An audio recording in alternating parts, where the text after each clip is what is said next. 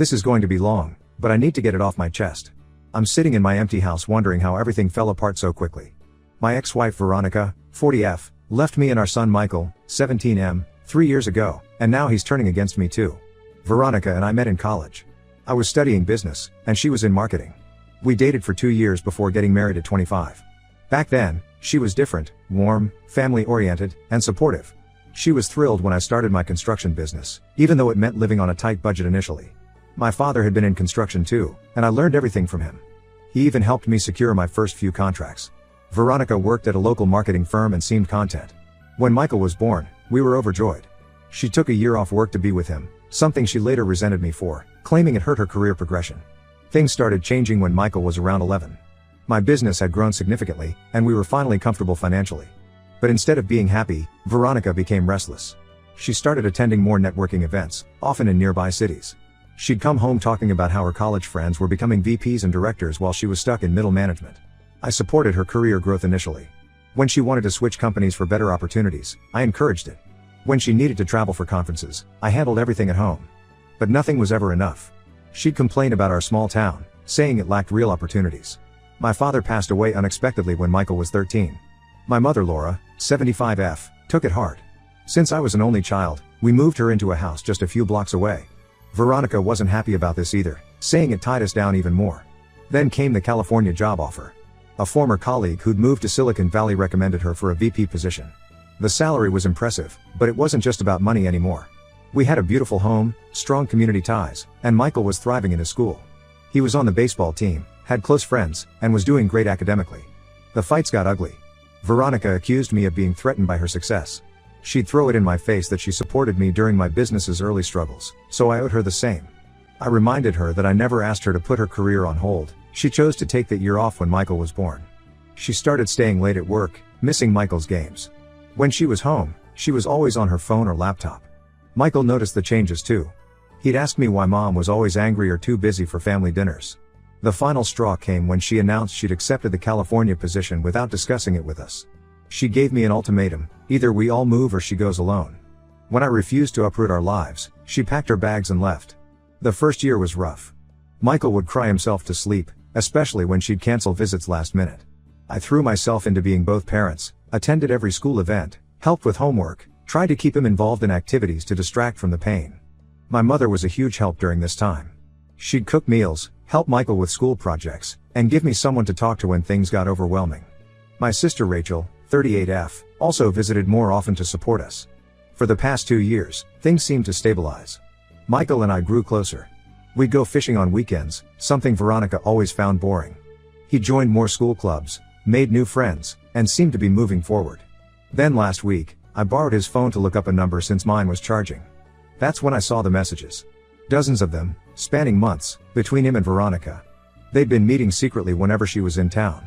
There were photos of them at restaurants, shopping malls, places I had no idea they'd been to. What hurt most were their conversations about me. They mocked my small town mentality and how I couldn't handle strong women. Veronica had convinced him that I drove her away because I was insecure about her success. She'd been poisoning him against me all this time. When I confronted Michael, he exploded.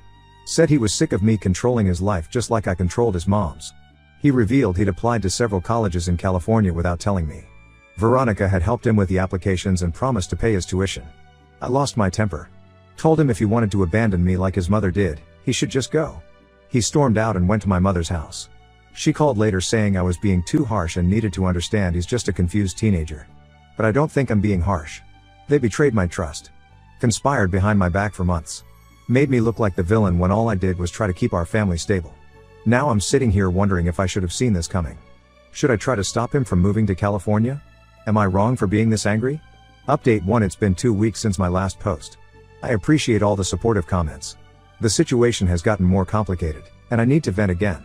Michael is still at my mother's house. She's been giving me daily updates about his state of mind even though I told her to stop enabling this behavior. Last week, she dropped a bombshell. Veronica was flying down to help Michael sort things out. I wasn't prepared for what happened next. Instead of staying at a hotel like she usually did during her rare visits, Veronica moved into my mother's guest room. My own mother, who watched me struggle for 3 years to rebuild our lives after Veronica left, welcomed her with open arms. My sister Rachel, 38F, came over yesterday with some disturbing information. She had maintained occasional contact with Veronica through social media. Apparently, Veronica had been planning this for almost a year. It started when her company opened a satellite office in Seattle. She saw an opportunity to get closer to Michael by transferring there, but wanted to wait until he was ready to leave. Rachel showed me screenshots of conversations where Veronica detailed her strategy. She had been subtly working on Michael for months, painting a picture of the amazing life they could have in California or Seattle. She'd send him photos of beautiful college campuses, talk about internship opportunities at her company, and promise him freedom from our restrictive small-town life. The manipulation went deeper than I thought. She bought him expensive gifts, the latest iPhone, designer clothes, even a car that's sitting in my mother's driveway right now. This was after years of barely sending birthday cards. She'd tell him stories about how I held her back during our marriage, how I was jealous of her ambitions. What really got to me was learning about their secret weekend trips. When Veronica would visit, claiming she only had time for a quick dinner with Michael, they were actually spending entire weekends together. They went to college tours, shopping sprees, and even looked at apartments in Seattle. Rachel found out that Veronica had attended Michael's baseball games and school events in disguise, just to avoid me seeing her. She'd sit far back in the bleachers, wearing sunglasses and a hat. All while I sat in the front row, thinking I was the only parent who cared enough to show up. My mother tried defending her actions by saying she just wanted Michael to have both parents in his life. But where was this concern for family unity when Veronica abandoned us? When Michael would cry because his mother missed another holiday or birthday. The more I learn, the angrier I get. This wasn't just about Veronica wanting to reconnect with our son. This was a calculated plan to turn him against me. She waited until she had enough money and stability to swoop back in and play the role of the fun parent while making me look like the villain who kept them apart. I called my lawyer friend Timothy, 45M, for advice. He suggested documenting everything, the secret meetings, the manipulation, the expensive gifts, in case it becomes relevant later. Even though Michael is almost 18, he said it's important to have a record of parental alienation. Some family members are telling me to let it go. That fighting will only push Michael further away. They say I should be grateful that Veronica wants to be part of his life now. But where was this maternal instinct when he needed her during his formative years? When he made the honor roll? When he won his first baseball championship? I feel like I'm watching history repeat itself. Just like Veronica manipulated me into supporting her career while she planned her exit, she's now manipulating Michael with promises of a glamorous future while erasing everything I've done for him. The hardest part is seeing my mother side with them. She keeps saying people deserve second chances. But this isn't about second chances anymore. This is about someone systematically destroying my relationship with my son and using money and false promises to do it. Should I try to expose Veronica's manipulation to Michael? Or will that just make me look more like the bitter ex-husband she's painted me to be?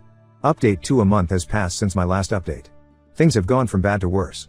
Michael came home last week to get more of his belongings, and what followed was the most painful conversation of my life. I had spent weeks gathering evidence of Veronica's manipulation, including the screenshots Rachel provided. When Michael arrived, I tried to sit him down and calmly explain everything. Instead of listening, he accused me of stalking his mother through Rachel and trying to control his life even now. The truth about their plans finally came out. Veronica's company is setting up their Seattle office, and she's already accepted a position there. They've leased a luxury 2-bedroom apartment near the University of Washington, where Michael will be starting this fall. She's arranged an internship for him at her company for the summer before college starts. What broke me was learning that she's been helping him pack and ship his belongings to Seattle gradually over the past month. All those times my mother said he was studying at the library, he was actually boxing up his life and sending it away piece by piece. He defended every accusation I made about Veronica. When I brought up how she missed his 15th birthday because of a crucial meeting, he said she was working hard to build a better future for him. When I mentioned the countless baseball games she skipped, he said I was being petty and holding on to the past. The final blow came when he talked about his college plans. Not only has he accepted admission to UW, but Veronica has also promised to pay for everything: tuition, apartment, car, spending money. When I reminded him that I had been saving for his college fund since he was born, he said he didn't want to be indebted to me. My mother stopped by after Michael left. She tried explaining that teenagers often go through phases of preferring one parent over the other. But this isn't a phase. This is the result of calculated manipulation by someone who knows exactly what she's doing. I spoke with my business partner Dave, 44M, about possibly opening a branch in Seattle, thinking maybe I could move there too.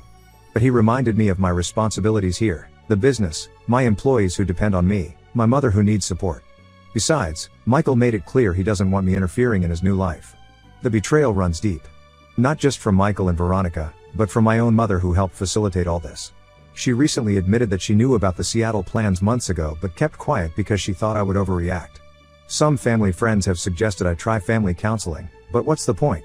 Veronica has already won. She got the career she wanted, and now she's taking my son too. All while making me look like the unreasonable one who can't let go of the past. I need advice on how to handle the next few months before he leaves. Should I keep trying to show him the truth about his mother? Or should I just step back and let him learn the hard way? Update 3. It's been 3 months since my last update. Michael's graduation was last week. I debated whether to attend but ultimately decided to go. My mother insisted it was important to maintain bridges for the future. The ceremony itself was painful. I sat in the back while Veronica, dressed in designer clothes, sat in the front row next to my mother. They had organized a huge graduation party at my mother's house afterward. I wasn't invited, but I heard about it from Rachel, who attended briefly out of family obligation. Michael's betrayal became even more apparent when he gave his valedictorian speech. He thanked his mother for showing him there's a bigger world out there and teaching him to follow his dreams no matter what. The irony wasn't lost on anyone who knew our story. No mention of the father who had been there every single day for the past 3 years. The Seattle plans are in full swing now. Veronica's company paid for professional movers to pack up the rest of his things. The few items he left in his room at my house, old baseball trophies, childhood photos, his first baseball glove, felt like a deliberate message. He's leaving his old life behind completely. Rachel told me that Veronica has been posting constantly on social media about their fresh start in Seattle. Pictures of the new apartment, shopping trips for college supplies, mother-son bonding moments, all carefully curated to show what a perfect parent she is now. The comments are full of praise for her dedication to her son and how it's never too late to make things right.